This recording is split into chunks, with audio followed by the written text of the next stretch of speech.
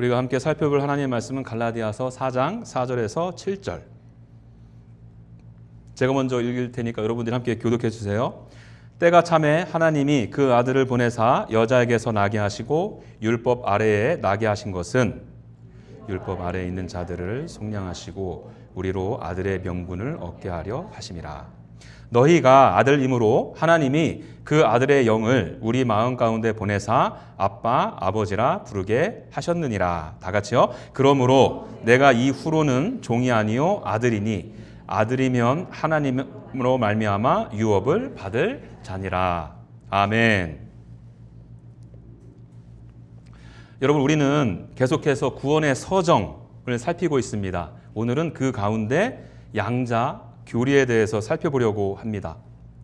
양자의 교리할 때 양자라는 단어는 한자어로 기를 양, 아들 자자를 씁니다. 사전적 의미를 찾아보니까 이렇게 정의해 놓았습니다. 부모와 자녀의 관계가 없던 사람을 법적인 절차를 통해서 자신의 자녀로 받아들인다. 여러분, 신기하게도 사도 바울이 살았던 로마 시대에도 이러한 입양 제도가 있었어요. 당시에는 입양이 법적으로 성립이 되게 되면 지금과 같이 새 아버지의 권위 아래로 들어가게 되고요. 그 가정의 자녀로서 새로운 신분과 권리를 얻게 되었습니다. 그리고 그 가운데 중요한 것이 하나 더 있는데 바로 상속권. 입양되기 전에는 그 집의 재산에 아무런 권리가 없게 되죠. 그러나 입양이 이루어지는 순간 그 가정의 자녀로서 유업을 받아 누릴 권리를 갖게 된 것입니다. 여러분, 사도 바울은 우리가 함께 교독한 오늘 본문에서 이 입양의 언어를 사용하고 있습니다. 이 단어를 사용해서 갈라디아 교인들에게 지금 구원을 설명하고 있는 것이에요. 5절을 눈으로 보시겠습니까? 율법 아래에 있는 자들을 속량하시고 우리로 아들의 명분을 얻게 하려 하심이라. 여기에서 아들의 명분이라고 이렇게 번역된 단어가 바로 그 단어예요. 이 단어를 문자적으로 보게 되면 아들의 자리에 두다, 이런 뜻을 가지고 있어요. 그래서 여러 성경 번역본들은 이 단어를 어떻게 해석했느냐?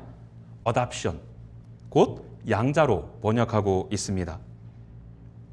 사도 바울이 갈라디아 교인들에게 이 구원을 설명함에 있어서 굳이 아들의 명분, 양자라는 단어를 사용할 이유는 어디에 있었을까요? 여러 이유가 있었겠죠. 그 중에서 하나가 우리가 본래 누구에게 속해 있었는지를 강조하기 위함일 것입니다. 좀 전에도 제가 사전적 의미를 말씀드렸잖아요. 이 양자가 되었다는 말 자체가 하나님의 자녀가 되기 이전에 다른 신분이 있었음을 전제하죠. 성경은 우리가 본래 어디에 속해져 있는지를 아주 적나라하게 밝히고 있습니다. 요한복음 8장 44절입니다. 너희는 너희 아비 마귀에게서 났으니 너희 아비의 욕심대로 너희도 행하고자 하느니라. 성경은 하나님 되심을 인정하지 않고 하나님으로부터 독립하여 살아가는 죄인을 단순히 하나님을 믿지 않는 사람이라고 말하지 않는다는 거예요. 마귀에 속하여 그의 욕심을 따라 살아가는 자다, 이렇게 말하고 있어요. 심지어 예수님께서는요, 너희 아비 마귀라, 이렇게 말하고 있어요. 여러분, 이 말은 우리가 문자적으로 마귀에게서 태어났다는 뜻은 아닐 것이에요. 누구에게 속하여 누구의 뜻을 따라 살아가고 있는가를 보여주는 영적인 표현이죠. 하나님을 떠난 인간은 아무에게도 속하지 않은 중립적인 존재가 아닌 것이에요. 하나님으로부터 독립했다고 생각은 하지만 실제로는 죄와 사탄의 지배 아래에 살아가고 있는 것입니다. 그래서 사도 바울도 에베소서 2장에서는요, 우리의 이전 모습을 이렇게 설명합니다. 불순종의 아들들. 그리고 이들의 신분을 어떻게 말하고 있느냐? 본질상 진노의 자녀. 인정하든 인정하지 않든 이것이 저와 여러분들의 실제 모습이었어요. 우리는 하나님을 떠나 하나님과 원수가 되었고 하나님의 진노와 심판 아래 놓여지게 되었습니다. 하나님의 자녀가 될 만한 자격이 우리에게 없었을 뿐만 아니라 우리 스스로 그 신분을 회복할 수 있는 길은 없었던 거예요. 바로 이러한 자들이 아들의 명분을 갖게 된 거예요.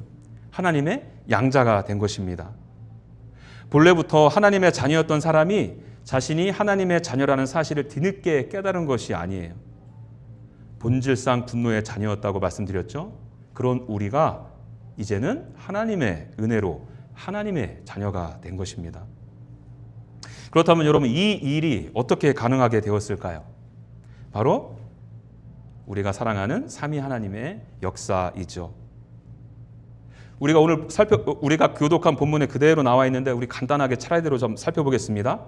먼저 성부 하나님께서 이 일을 계획하시고 시작하셨다 말씀하세요. 4절을 보시겠어요? 때가 참에 하나님이 그 아들을 보내사, 이렇게 말하고 있습니다. 여기에서 때가 참에라는 표현은 하나님께서 어느 순간 갑자기 우리를 구원하시기로 결정했다는 뜻이 아니죠. 하나님께서는 창세 전부터 우리를 그리스도 안에서 택하시고 하나님의 자녀로 삼으실 것을 뜻하신 거예요. 그래서 에베소서 5장 5절에서는 그 기쁘신 뜻대로 우리를 예정하사 예수 그리스도로 말미암아 자기의 아들들이 되게 하셨다.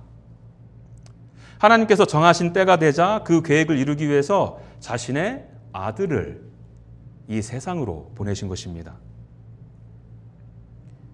여러분, 우리는 여기에서 한 가지 좀 분명히 정리를 하고 넘어가야 될 부분이 있는데요.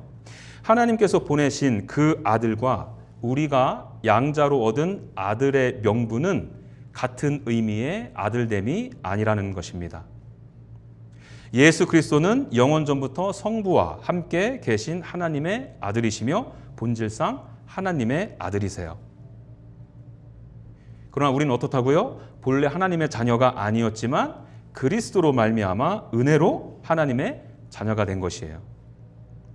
예수님은 본질상 하나님의 아들이 되신 것이고요. 우리는 그 아들 안에서 양자로 받아들여진 것입니다. 그렇다면 성자께서는 어떻게 우리를 하나님의 자녀가 되도록 하셨을까요? 4절과 5절을 볼까요? 여자에게서 나게 하시고 율법 아래에 나게 하신 것은 율법 아래에 있는 자들을 속량하시고, 하나님의 아들이신 예수 그리스도께서 참 사람이 되셔서 이 땅에 오셨습니다. 율법 아래로 들어오셔서 율법을 완전히 순종하셨어요. 우리가 받아야 할 율법의 저주를 모두 대신 담당하셨습니다. 그래서 속량하셨다 말해요. 이 속량하셨다라는 의미 다 아시잖아요. 당시의 속량은요, 값을 지불하고 종을 자유롭게 한다는 의미를 가지고 있는 단어입니다. 다시 말해서 예수 그리스도께서 자신의 생명값으로 내어주시고 십자가에서 우리의 죄와 저주를 담당하심으로 우리를 속량하신 거예요. 그리고 여러분, 여기서 바울은 멈추지 않고 더 나아갑니다. 5절 후반절을 다시 보세요. 우리로 아들의 명분을 얻게 하려 하심이라. 예수님께서 우리를 속량하신 것은 우리를 단지 자유인으로 내보내기 위해서가 아니죠. 우리를 하나님의 집으로 데려와서 하나님의 자녀가 되게 하셨다는 거예요. 우리는 지난주에 의롭다 하심에 대해서 살펴보았습니다. 법정에서 재판장이신 하나님께서 죄인을 향하여 너는 의롭다 이렇게 선언하셨어요. 그런데 이제는 그렇게 선언하신 우리의 손을 붙들으시고 자신의 집으로 데리고 오셔서 너는 이제 나의 자녀다 이렇게 선언하신 거예요. 계속해서 6절을 볼까요? 너희가 아들이므로 하나님이 그 아들의 영을 우리 마음 가운데 보내사 아빠 아버지라 부르게 하셨느니라. 이번에는 성령 하나님께서 등장하시죠. 아버지 하나님께서 성령 하나님을 우리 내면 안으로 보내주셔서 우리가 하나님의 자녀라는 사실을 알게 하실 뿐만 아니라 그 자녀됨의 은혜를 실제로 누리게 해 주신다는 거예요. 그래서 우리 마음 가운데 오셔서 하나님을 향해 이제 아빠, 아버지라 부를 수 있게 하신 것이에요. 여러분, 어떤 분들은 나이가 들어서 예수 그리스도를 믿게 되는 것을 참 신기하게 생각합니다. 세상의 지식과 경험이 가득한 사람이 어떻게 복음을 믿고 하나님을 자신의 아버지로 부를 수 있느냐는 것이죠. 여러분 반대로요. 반대로 어린아이라고 해서 무조건 예수님을 믿고 하나님을 아버지라 부르나요? 그렇지 않습니다. 나이가 적든 많든 경험이 적든 많든 지식이 많든 없든 그것이 하나님의 자녀가 되는 조건은 아닌 것이에요. 우리가 때로 이것을 신기하게 생각하는 것은 여러분 성령 하나님께서 이루시는 은혜의 역사를 잊고 있기 때문입니다. 아까 뭐라고 말씀드렸어요? 하나님께서는 그 아들의 영을 우리 마음 가운데로 보내셨어요. 성령께서 우리 안에서 우리가 하나님의 자녀가 됨을 알게 하신 거예요. 자녀된 확신과 담대함을 주셔서 하늘 하나님을 아빠, 아버지로 부르게 하셨다는 거예요. 우리가 아니라 성령 하나님께서. 이렇게 삼위 하나님의 역사로 우리는 이제 아들의 명분을 갖게 된 것입니다. 여러분 생각해 보세요. 이 표현 자체가 참으로 놀라운 표현이죠. 왜 그렇습니까? 우리가 아버지라고 부르는 분은 어떤 분이세요? 이 세상을 창조하신 창조주 하나님이시죠. 말씀으로 천지를 지으시고 지금도 그 말씀으로 온 세상을 다스리고 홀드하시는 분이세요. 거룩하셔서 죄인이 감히 가까이 할 수 없는 하나님이십니다. 우리의 모든 죄를 아시고 그 죄에 대해서 의롭게 판결하시는 하나님이세요. 그런데 우리가 그 하나님의 아들, 딸, 자녀가 되었다니까요. 여러분 이것은 하나님께서 단지 옛다, 너한테 새로운 신분 하나 주지 뭐 하신 것이 아니에요. 하나님과 우리의 관계가 달라진 것입니다. 심판받아야 했던 죄인이었던 우리가 이제 그 하나님의 자녀가 되었다는 거예요. 그렇다면 여러분 우리를 이렇게 자녀 삼은 아버지 하나님은 우리에게 어떤 아버지이실까요? 우리를 사랑하시고 기뻐하시는 아버지이십니다.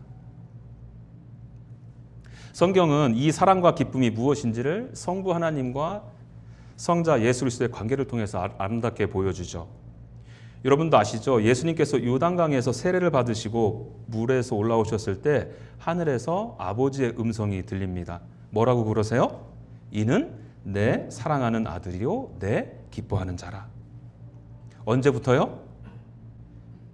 요한복음 17장 24절입니다. 아버지께서 창세전부터 나를 사랑하심으로. 예수님께서 십자가 사명을 앞두고서 아버지께 드리신 기도에서 지금 이렇게 말씀하고 있어요. 언제부터요? 창세전부터.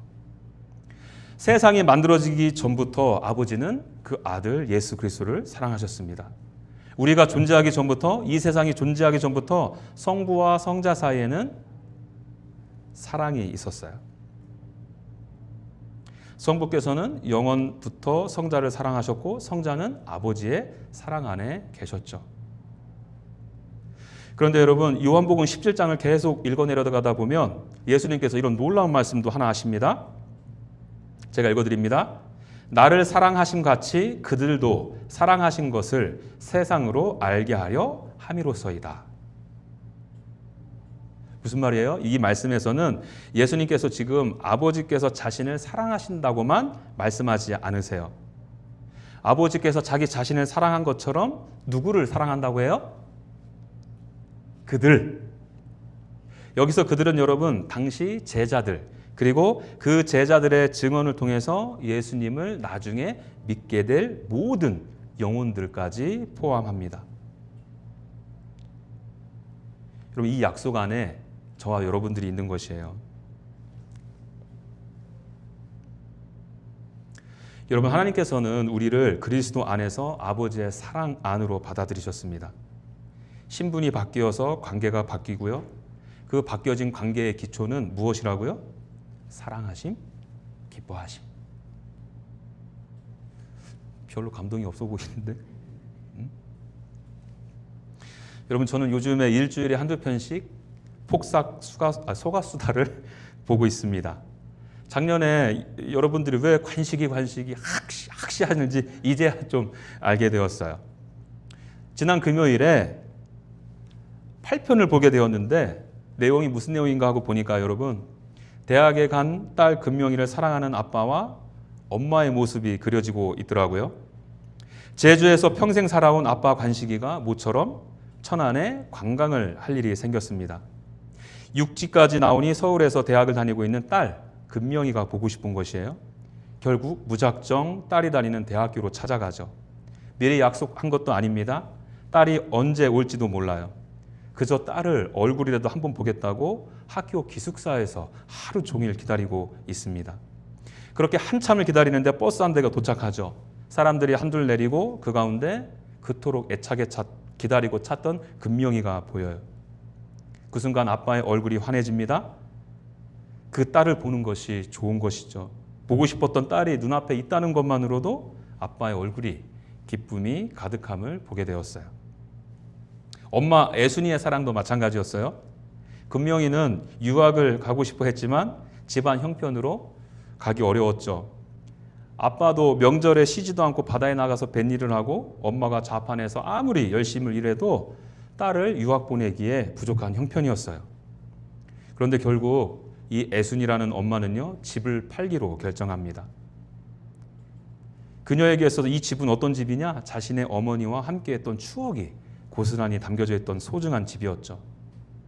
그런데 그 집을 기꺼이 팔아서 딸의 유학비를 마련하고 자신들은 더 작고 허름한 아파트로 이사를 가요. 그 이삿짐을 나르는 광경이 아직도 선명한데 엄마가 너무너무 기뻐해요. 더 좋은 환경으로 이사 간 것도 아닌데 기뻐하더란 말입니다. 왜 그랬겠습니까, 여러분? 사랑하는 딸이 원하는 길을 갈 수 있도록 그 길이 열렸기 때문일 것입니다. 여러분, 이렇게 죄 많고 연약한 인간 부모에게도 자기 자녀를 향한 사랑과 기쁨이 있죠. 하물며 우리를 자기 자녀로 삼으신 하늘 아버지는 어떠하실까요? 하나님께서 내가 너를 이토록 사랑한다. 우리를 향한 이 하나님의 사랑은요, 어디에서 가장 분명하게 확증이 되었나요? 예수 그리스도의 십자가 사건입니다. 로마서 8장 32절은 이렇게 말합니다. 자기 아들을 아끼지 아니하시고 우리 모든 사람을 위하여 내주신 이가. 좀 전에 아버지 하나님과 성자 예수 그리스도의 관계를 살피지 않았습니까? 이는 내 사랑하는 아들이요 내 기뻐하는 자라. 성부와 성자는 영원 전부터 완전한 사랑 가운데 계셨고 서로를 영화롭게 하는 관계였습니다. 바로 그 관계를, 그 사랑하는 관계를 맺고 있는 그 사랑하는 아들을 아끼지 않고 내어주셨어요. 누구를 위해서요? 본질상 진노의 자녀였고 하나님의 원수되었던 저와 여러분들을 위해서요. 사랑하는 아들을 내어주셔서 원수였던 우리를 살리시고 그 아들의 속량으로 우리에게 아들의 명분을 주시기 위함입니다. 여러분, 십자가는 우리를 향한 아버지의 사랑에 대한 확증인 것입니다. 하나님께서 우리를 얼마나 사랑하시는지, 우리가 얼마나 하나님의 기쁨이 되는 자녀인지를 어디에서 우리가 확인해야 되겠습니까? 우리의 지금 형편이 아닌 것이에요. 상황이 아닌 것이에요. 내 지금 감정의 어떠함에 있는 것이 아닌 것이에요. 잊지 마세요. 사랑하는 아들까지 아끼지 않으시고 내어주신 주님의 십자가인 것입니다. 그렇다면 여러분, 이렇게 아들의 명분을 얻은 자로서 가장 마땅히 자연스럽게 반응해야 될 것은 무엇일까요? 아들 삼아 주셨으니까 아버지라 불러야죠. 너무 당연한 질문을 드렸나요? 처음에는 하나님을 아버지라 부르는 것이 너무나도 어색했을 것입니다. 하지만 하나님께서 정말 나의 아버지가 되어주셨고 그 아버지께서 나를 기뻐하시고 사랑하신다는 사실을 알게 되면 알게 될수록 자연스럽게 하늘 아버지로 부를 수 있게 되겠죠. 그래서 6절은 아까도 읽어드렸지만 아빠, 아버지라 부르게 하셨느니라 이렇게 말하는 거예요.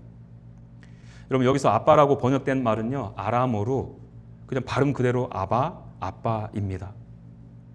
이 단어는 자녀가 자기 아버지를 직접 부르는 친밀한 호칭을 가리켜 말하는 것입니다. 그 높고 거룩하신 하나님을 우리가 이제 아빠, 아버지라고 부를 수 있게 되었어요. 그리고 여러분, 이 문장에서 제가 개인적으로 제 눈에 들어온 단어가 있는데 바로 부르게 하셨다라는 단어입니다. 여기에서 사용된 이 헬라어 단어는 크라조라는 단어인데 단순히 이름을 부른다는 정도의 의미가 아니에요. 소리내어 외치고 부르짖는다는 의미를 가지고 있습니다. 생각해 보시죠, 여러분. 여러분들은 언제 부르짖습니까? 내 힘으로 감당할 수 없을 때 부르짖죠. 그렇다고 아무에게나 부르짖을 수 있습니까? 나를 도울 수 있다라고 믿는 사람, 내 부르짖음을 듣고 외면하지 않을 것이다, 믿는 사람을 향해서 부르짖죠. 그래서 여러분, 아버지라는 부르짖음에는 단순한 친밀함만 있는 것이 아니에요. 아버지를 향한 깊은 의지와 신뢰가 담겨져 있는 표현입니다. 오늘날 과학과 기술이 발달하면서 우리의 삶은 참으로 많이 편리해졌고요, 윤택해졌죠. 그런데 한편으로는 정작 내가 정말 힘들고 절박할 때 마음껏 부르짖을 대상이 없다는 것이 우리를 참 외롭고 슬프게 하는 것 같습니다. 어쩌면 그래서 많은 사람들이 인터넷과 소셜미디어에 자신의 답답함과 분노와 외로움을 그렇게 쏟아놓는지도 모르겠어요. 들어줄 누군가를 찾고 있는 것이죠. 그런데 여러분, 하나님의 자녀가 된 우리가 부르짖을 대상이 있어요. 하나님을 아버지라 부를 수 있다는 것입니다. 사도 바울은 로마서 8장 15절에서 이것을 더 분명하게 말해줍니다. 너희는 다시 무서워하는 종의 영을 받지 아니하고 양자의 영을 받았으므로 우리가 아빠, 아버지라고 부르짖느니라. 사도 바울이 여기서 두 가지를 비교하죠. 종의 영, 그리고 양자의 영. 종에게 있어서 주인은 두려움의 대상이죠. 내가 잘못하면 벌을 받지는 않을까, 쫓겨나지는 않을까 두려워하며 주인의 눈치를 살핍니다. 바울이 여기서 말하는 무서워하는 종의 영은요, 하나님을 경외하는 거룩한 두려움이 아니라 정죄받고 버림받을까 두려워하는 종의 두려움인 것이에요. 그러나 우리는 더 이상 그런 종의 자리에서 하나님을 바라보는 사람들이 아니죠. 양자의 영을 받은 자녀들입니다. 자녀는 아버지를 멀리서 바라보며 눈치만 살피지 않죠. 아버지께 나아갑니다. 힘들 때 아버지를 불러요. 두려울 때 아버지를 찾습니다. 내 힘으로 감당할 수 없는 일을 만났을 때 아버지께 도움을 구하죠. 왜 그렇게 할 수 있다고요? 그 아버지는 나를 기뻐하시고 사랑하시는 분이시기에. 물론 아버지 하나님께서 우리의 모든 기도와 간구에 우리가 원하고 바라는 방식대로 응답해 주지는 않으세요. 때로는 주지 않으실 때도 있고요. 때로는 그 길을 막으실 때도 있고, 때로는 전혀 다른 길로 인도하실 때도 여럿 있습니다. 그럼에도 우리는 아버지를 신뢰하죠. 여러분, 우리가 아버지를 신뢰한다는 것은 내가 원하는 것을 아버지가 반드시 주실 것이라 믿는 것이 아니에요. 내가 원하는 것과 아버지께서 주시는 것이 다를 때에도 아버지가 나를 여전히 사랑하신다는 진리를 믿는 것입니다. 나를 여전히 기뻐하신다는 사실을 믿는 것이에요.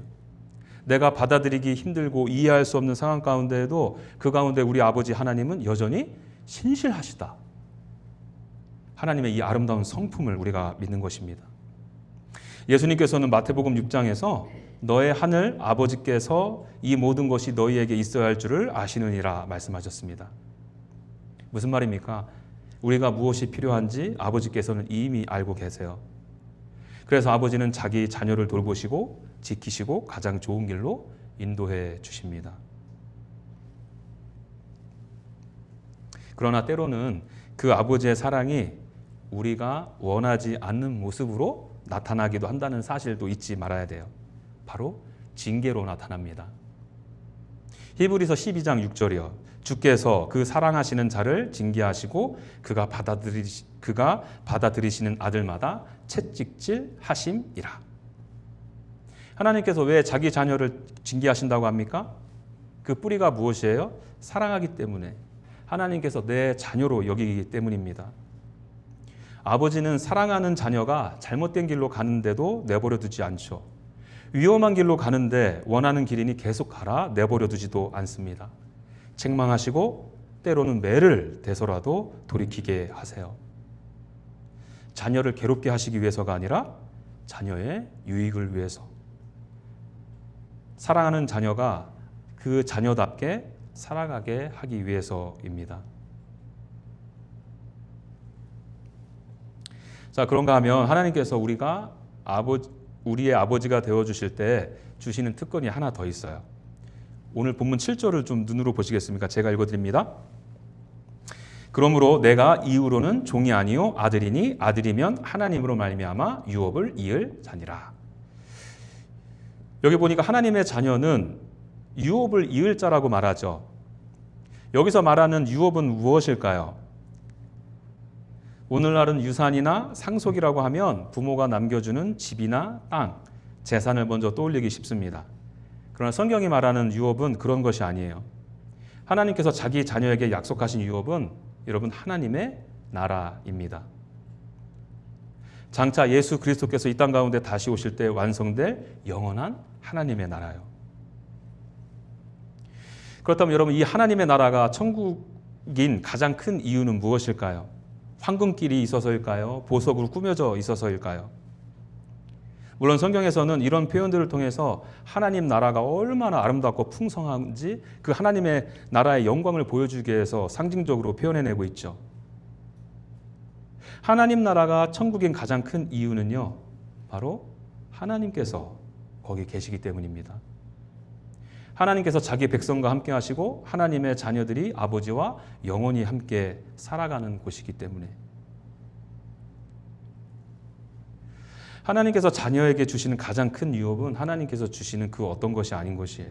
하나님 자신. 구약에서 하나님께서는 레위 지파의 기업을 말씀하시면서 신명기 10장 9절에서 이런 말씀하세요. 여호와가 그의 기업이시다. 땅이 아니고 하나님 자신이 그들의 기업이라 하십니다. 그리고 요한계시록 21장에는 이 진술을 확증해주는 표현이 있는데 완성을 보여주는 그림이 있는데요. 21장에 이런 표현이 있습니다. 보라, 하나님의 장막이 사람들과 함께 있음에 하나님이 그들과 함께 계시리니. 그리고 이어서 어떻게 말하는지 들어보세요. 나는 그의 하나님이 되고 그는 내 아들이 되리라.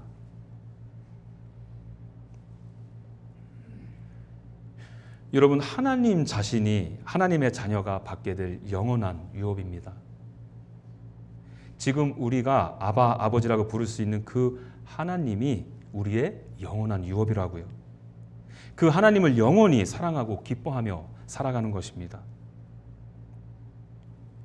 그렇다면 여러분 예수 그리스도께서 이 땅 가운데 다시 오실 때 완성될 그 하나님의 나라, 그 나라를 바라보는 저와 여러분들은 지금 이 땅에서 어떠한 삶을 살아가야 할까요?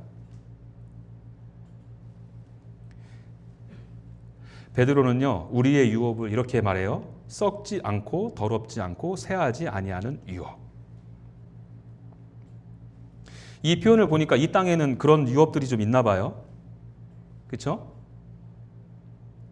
우리가 이 땅에서 붙들고 살아가는 재산, 건강, 젊음, 성공 이런 모든 것들은 여러분 결국 변하고 낡아지고 사라지죠. 그러나 하나님께서 자기 자녀에게 약속하신 유업은 달라요. 썩지 않고 더럽혀지지 않으며 쇠하지 않으십니다. 왜요? 그 유업은 우리의 하나님이시니까요. 그렇기 때문에 성도는 이 땅에서 맡겨진 삶을 외면하지 않습니다. 주어진 가정을 사랑하고 맡겨진 일을 성실하게 감당하고요. 하나님께서 주신 것을 감사함으로 누리죠. 다만 우리의 마음은 이 땅에 영원한 집을 짓지 않는다는 거예요. 우리의 참된 집은 아버지의 집이기 때문에 성공해도 그 성공이 나의 기업이 아닌 것이에요. 실패해도 모든 것을 잃는 것처럼 무너지지 않습니다. 돈이 많아도 그것이 나의 안전이 되지 않고 돈이 없어도 소망을 잃지 않습니다. 우리의 기업은 하나님이시고 우리의 영원한 집은 아버지의 집이기 때문에 우리에게는 영원히 함께 할 우리 아버지가 계시기 때문입니다. 자, 그런가 하면 여러분, 마지막으로 하나님께서 나의 아버지가 되셨다는 사실을 조금 더 깊게 생각해 보겠습니다. 이 사실을 조금 더 생각해 보면 한 가지 또 놀라운 사실 하나 발견하게 되죠. 그것이 무엇일까요? 하나님은 나의 아버지이실 뿐만 아니라 우리의 아버지도 되신다는 거예요. 하나님께서 그렇게 자녀 삼으신 사람이 나 하나만이 아니기 때문이죠. 하나님께서는 예수 그리스도 안에서 수많은 사람을 자신의 자녀로 받아들였습니다. 그래서 예수님께서 제자들에게 기도를 가르쳐 주실 때 하늘에 계신 나의 아버지 이렇게 기도하라고 가르쳐 주지 않으셨거든요. 하늘에 계신 우리 아버지. 우리에게는 같은 아버지를 함께 부르는 형제, 자매가 있는 것입니다. 그래서 여러분, 성경이 성도들을 서로 형제, 자매 이렇게 부르는 것은 단순히 교회 안에서 사용하는 친근한 호칭 정도의 의미를 갖고 있지 않아요. 우리가 믿는 바를 드러내는 공동체의 신앙 고백인 것입니다. 내가 하나님을 아버지라 부르듯이 내 곁에 있는 이 지체 또한 같은 하나님을 아버지라 부르는 나의 형제요, 나의 자매라는 고백이죠. 그런데 여러분, 우리는 이 지점에서 우리의 내면을 깊이 들여다봐야 합니다. 우리들의 신앙은요, 여러분, 너무 쉽게 나의 아버지 하나님에서 멈출 때가 많이 있어요. 하나님이 나를 사랑하시는 것 중요하죠. 하나님이 나를 지켜주는 것, 나의 기도를 들으시고 나와 함께 해주시는 것 얼마나 중요합니까? 그러나 그 하나님께서 내 옆에 있는 사람의 아버지도 되신다는 사실에는 생각보다 관심이 없어요. 그래서 여러분, 하나님을 나의 아버지라고 부르면서 얼마든지 내 개인적인 신앙에 머무를 수밖에 없을 때가 많이 있습니다. 하나님의 말씀 듣는 것은 귀하게 여기면서 지체들의 부르짖음에는 무관심할 때가 있죠. 예배통에 은혜 받는 것은 사모하지만 그 은혜를 다른 영혼들에게 흘려보내는 일에는 게으를 수 있습니다. 하나님 용서해 주세요. 하나님의 사랑을 믿습니다. 그렇게 하나님의 사랑과 용서를 구하지만 정작 다른 영혼들을 사랑하지 못하고 용서하지 못하는 자리에 머물 수 있다는 얘기예요. 여러분, 형제라고 자매라고 부르는 것은 어렵지 않습니다. 그러나 실제로 형제와 자매로 살아가는 것은 전혀 다른 문제예요. 제 개인적인 경험만 보더라도 정말 쉽지 않음을 정직하게 고백합니다. 그렇지 않습니까? 나이도 다르고 살아온 환경도 다르고 성격도 다르고 생각도 다르고 무엇보다도 우리 안에는 여전히 자기 중심적인 죄의 성향이 남아있잖아요. 나는 남들로부터 이해받기를 원하면서 다른 사람들을 이해하는 데는 그렇게 인색할 수밖에 없죠. 여러분, 그럴 때 우리의 아버지 되어주신 하나님을 한번 생각해 보시죠. 하나님께서 우리의 조건이나 공로를 보시고 우리를 자녀 삼아주셨나요? 만일 우리의 자격을 보셨다면 우린 여전히 하나님의 원수로 남아있을 수밖에 없을 거예요. 우리가 사랑받을 만해서 사랑하신 것도 아니고 기뻐하실 만 일들을 해서 기뻐하신 게 아니에요. 하나님께서는 예수 그리스도 안에서 은혜로 우리를 자신의 자녀로 받아주셨거든요. 그 아버지의 사랑과 기뻐하심을 누리는 우리라면 이제 나의 아버지 하나님에서 우리의 아버지 하나님으로 나아가야 되지 않겠습니까?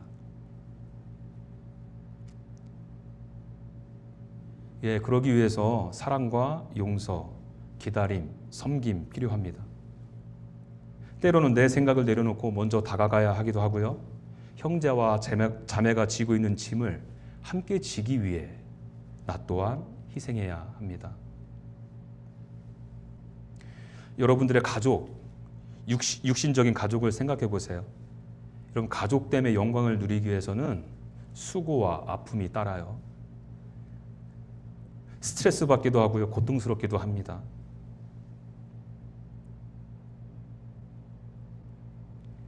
우리가 같은 하나님을 함께 우리 아버지로 부른다면 우리도 이 가족됨의 영광을 위해서 나아가야 되지 않을까요?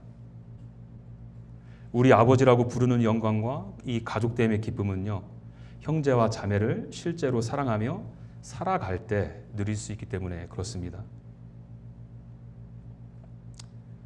어쩌면 우리 아버지의 이 신앙은요, 나의 아버지라는 고백이 정말 나의 신앙이 되었는지를 보여주는 자리인지도 모르겠습니다. 내가 정말 하나님을 아버지로 믿고 있는지는 하나님께서 사랑하시는 형제와 자매를 내가 어떻게 대하느냐에 따라 드러나기 때문이죠. 바라기는 여러분, 오늘 이 말씀을 통해서 와, 역시 우리 하나님은 나의 아버지야, 이 감격과 감동에서 머무는 은혜에 머물지 마시고요, 우리의 아버지를 함께 부르며 살아가는 저와 여러분들이 되기를 간절히 소망합니다. 말씀을 맺죠. 오늘은 여러분 양자의 교리에 대해서 살펴보았습니다. 의롭다 칭해 주신 하나님께서 이제는 우리를 자녀 삼아 주셨어요. 하나님께서 우리에게 아들의 명분을 주셨고 이제 우리는 높고 거룩하신 하나님을 아바 아버지라 부르게 되었습니다. 그분의 기뻐하심과 사랑의 돌보심 가운데 살아가는 자녀가 되었어요. 그리고 장차 아버지께서 약속하신 영원한 유업을 바라보며 살아가는 자녀들이 되었습니다. 여러분, 우리에게 아들의 명분을 주신 그 하나님의 은혜에 감사하기를 바랍니다. 그 하나님을 아버지라 부를 수 있는 이 놀라운 영광을 지금 마음껏 누리십시오. 힘들고 지치고 두려울 때 아빠, 아버지라고 부르며 그분을 의지하고 신뢰하시기 바랍니다. 그리고 나의 아버지에서 우리의 아버지로 나아가셔서 한 아버지를 모신 형제와 자매를 사랑하고 섬기는 신앙의 성숙이 우리 모두에게 일어나기를 간절히 축원합니다. 함께 기도하죠.